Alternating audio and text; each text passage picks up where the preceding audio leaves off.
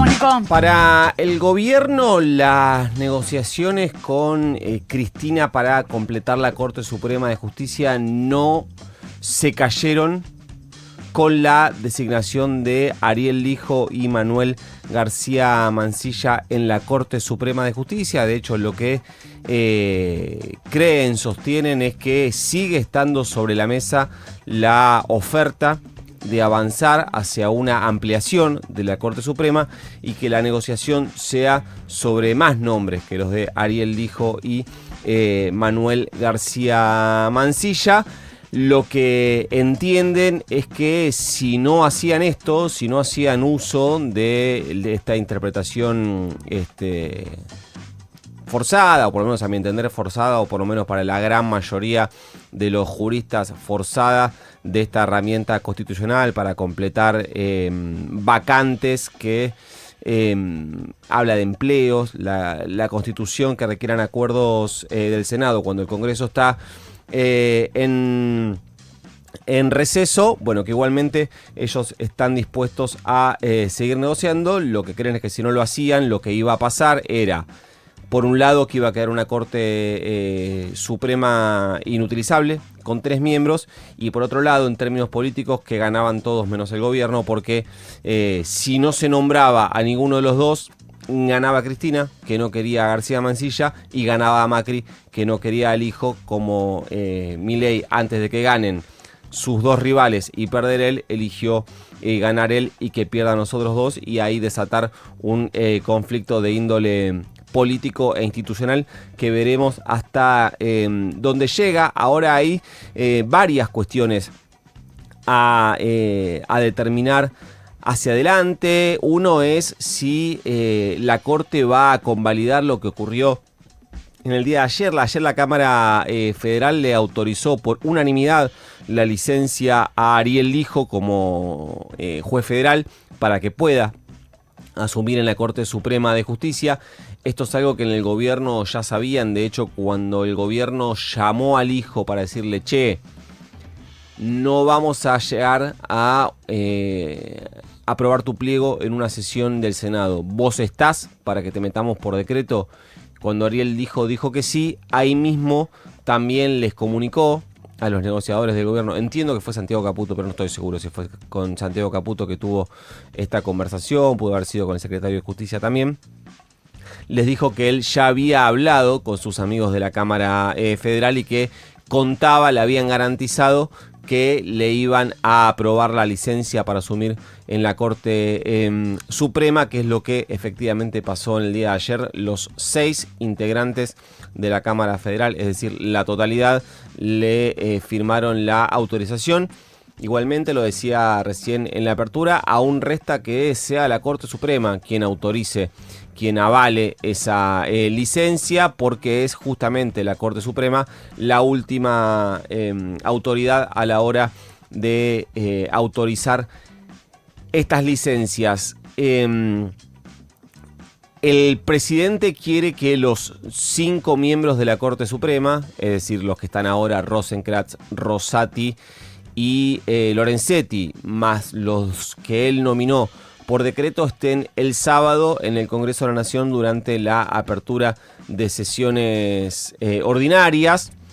Quiere que esa sea la foto, quiere que eso sea de lo que se hable y de nada más. Y otra cosa que me contaban ayer también es que para el gobierno esto no es una salida de emergencia para zafar este año. Recuerden que haciendo uso de la herramienta constitucional que usó el gobierno para esta designación, los dos cargos, tanto el del Hijo como el de García Mansilla en la Corte Suprema de Justicia, se terminarían el 30 de noviembre. Por lo cual esto sería un poco pan para hoy, hambre para mañana, porque no sería una solución más allá de un año en el gobierno que si algo no resigna nunca jamás el gobierno libertario es el optimismo. Lo que ellos creen es que un buen resultado electoral va a cambiar el clima político, va a cambiar las ecuaciones y las mayorías en el Congreso de la Nación, incluso antes de que asuman los nuevos diputados y diputadas y los nuevos senadores y senadoras que deberán asumir el 10 de diciembre y que con ese cambio de clima podrían conseguir mayorías que hoy no tienen. De hecho, ayer me decían que en el caso del hijo, la información que tenían, que les había hecho llegar, digamos que no era un pálpito, sino que la información que les habían hecho llegar los delegados de Cristina con lo que el gobierno habla, era que si el gobierno conseguía el quórum para tener una sesión y ponía en discusión el pliego de Ariel Lijo, el kirchnerismo no iba a trabar la designación de Ariel Lijo. Una forma sutil de decir que lo que creían en el gobierno, digo creían en el gobierno porque intenté corroborar esto con el Instituto Patria, y el Instituto Patria niega tajantemente las negociaciones que todos sabemos que realmente existieron, pero bueno, lo siguen negando. Entiendo que es parte de su rol. Y que lo que creía el gobierno era que si llegaban a discutir el pliego de Ariel Lijo, Lijo iba a ser designado, y que en el caso de Manuel García Mansilla no estaban tan lejos de conseguir los 2 tercios como todo el mundo cree. Ayer alguien me dijo que estaban a 2 votos de conseguirlo, naturalmente con otras mayorías distintas. En el caso, por ejemplo, en el caso del Hijo, necesitan mucho más votos del peronismo porque el bloque del PRO no lo vota, la mitad del bloque radical no lo vota, por lo cual necesitaban muchos votos del peronismo. En el caso de Manuel García Mansilla necesitaban menos porque a García Mansilla sí lo acompañaría casi la totalidad. Creo que en sus cálculos 10 de 13 senadores radicales lo votarían, todos los senadores del PRO lo votarían, por lo cual requeriría menos acompañamiento del peronismo, pero que esa negociación se trabó primero porque nunca tuvieron dictamen de comisión para que el pliego de García Mansilla llegue al recinto, y segundo porque esos 2 votos que le faltaban se transformaron en 3 cuando el terrible Chad de Edgardo Cuader fue detenido en Paraguay cruzando una frontera con una mochila llena de dólares que pobre todavía lleva largas semanas sin lograr explicar de dónde había sacado esa plata. Ayer habló el jefe de gabinete, Guillermo Francos, con Jonathan Viale en Radio Rivadavia, y dio esta explicación de la decisión del gobierno de completar la Corte Suprema por decreto. Es que no teníamos los votos, tenía el dictamen, después los votos, no lo conseguía. Los 2 tercios. Sí. O sea, yo creo que hay que analizar todo en su contexto, ¿no? Está claro que para La Libertad Avanza era muy complejo. Te diste cuenta que entraste, ¿no? Para La Libertad Avanza sí. Era muy complejo sí. Poder obtener los votos, siendo una minoría de Senado. 6 senadores, sí. Obtener los 40 y... Entonces, pero ponele, 48. Me acabas de confesar sí. Que el decreto es porque no tenían los votos. No, porque no hubo acuerdo. No porque no teníamos los votos. Porque... Que es exactamente lo mismo. Y acá es donde entra la debilidad argumentativa del gobierno respecto a esta herramienta. Ya discutimos largo y tendido, lo charlamos ayer o antes de ayer, ahora un poco me perdí respecto a las interpretaciones forzadas de la Constitución que llevan a usar esta herramienta. Lo que es seguro es que no hay manera de interpretar el artículo 99, inciso 19, que autoriza al Poder Ejecutivo a completar lo que llama empleos que requieran aval del Senado de la Nación cuando el Congreso está en receso, como una herramienta para saldar la falta de consenso.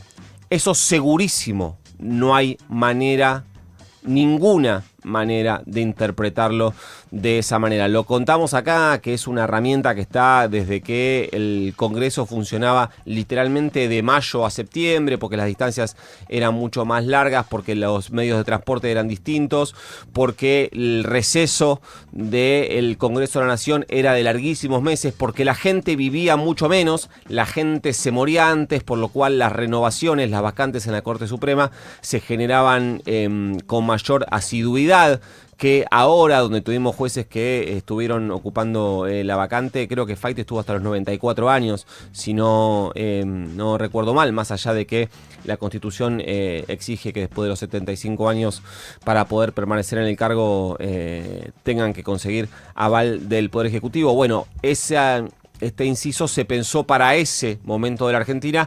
Vaya a saber uno por qué nunca en las distintas revisiones constitucionales que se hicieron lo sacaron, probablemente porque a algún pillo le parecía que estaba bien. Y además acá se abre y se va a abrir, y esto va a pasar, va a haber otra discusión si es que la guerra va a fondo. Y la discusión va a ser si García Mansilla y Ariel Lijo ingresan a la Corte Suprema, son designados en la Corte Suprema y empiezan a ejercer su tarea en la Corte Suprema, nominados por decreto, y sus pliegos llegan al recinto y el Senado los rechaza, ¿tienen que abandonar el cargo o lo tienen que ocupar, o lo pueden ocupar igualmente hasta el 30 de noviembre, incluso con la voluntad manifiesta del Senado de haber rechazado sus pliegos?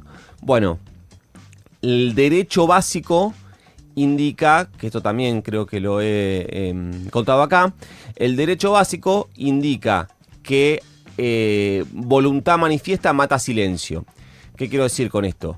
Que si el artículo de la Constitución no dice que van a durar en el cargo hasta tanto el Senado apruebe o rechace sus pliegos, al haber una voluntad manifiesta del Senado, que es el órgano constitucional que nomina jueces de la Corte Suprema, si son rechazados, deberían de irse, porque eso que no está explicitado en la Constitución, ese silencio, por eso hablé de la existencia de un silencio, es en términos del derecho de menor valía que la voluntad manifiesta del Senado de rechazarlo, es decir, no, estos tipos a la Corte no. Esa sería la interpretación más racional respecto al derecho básico. En el gobierno ya están diciendo que incluso si el Senado de la Nación rechaza los pliegos de Ariel Lijo y García Mansilla en el recinto, los dos igualmente van a permanecer en la Corte hasta el 30 de noviembre amparándose en esa cláusula constitucional. Igual con que el gobierno haga un movimiento que a mi entender sería hábil, que sea directamente retirar los pliegos de Ariel Lijo y García Mansilla. Sería hábil para garantizarse dos jueces, para garantizarse una mayoría por un año. Naturalmente, una vez que los retirás, no podrías seguir apostando a Ariel Lijo y García Mansilla para que integren la Corte Suprema de Justicia. Manuel Adorni, vocero presidencial, también habló de esto. Un año estuvo el Senado en posición de resolver este tema y no lo hizo. Y tal vez no hay nada más republicano que efectivamente el Senado de la Nación, porque los jueces los propone el presidente, no los propone el Senado ni sus miembros. Entonces, y te repito, no debería existir otra causal de no aprobación de un pliego si no es por una cuestión estrictamente técnica o estrictamente de idoneidad, ambas cuestiones que cumplen con creces ambos pliegos o ambos jueces. Todo lo que dice Manuel Adorni en esta frase está mal. Todo, desde el principio hasta el fin. Que los dos jueces hayan realizado parte del trámite legislativo para ser designados en la Corte no representa ningún tipo de diferencia. Si no tenés los votos del Senado, no podés integrar la Corte Suprema de Justicia. En segundo orden, Adorni ratifica con esta idea lo que escuchábamos antes de Franco, que es que el gobierno, por la única razón que utilizó el decreto es porque no había conseguido las mayorías que exige la Constitución para nombrar jueces de la Corte. Y lo último, es falso que las únicas dos variables que hay que tener en cuenta a la hora de designar a una persona en la Corte o no son sus habilidades técnicas o su idoneidad. Las razones por las cuales un senador o una senadora puede acompañar o puede rechazar un pliego son un derecho que asiste estrictamente a los senadores y las senadoras. Nadie en ningún lugar dice que si el tipo técnicamente es bueno y moralmente es idóneo, lo tenés que aprobar sí o sí porque lo mandó el Poder Ejecutivo. Eso no existe, pero bueno, si están forzando la interpretación de una cláusula constitucional, imagínate si no van a forzar la interpretación de cuáles son los criterios a la hora de nombrar un juez de la Corte. Resta ahora saber si la Corte le va a exigir a Ariel Lijo o no la renuncia a su juzgado para tomarle juramento, pero naturalmente es una historia que va a seguir sumando capítulos. Ahora dice de 7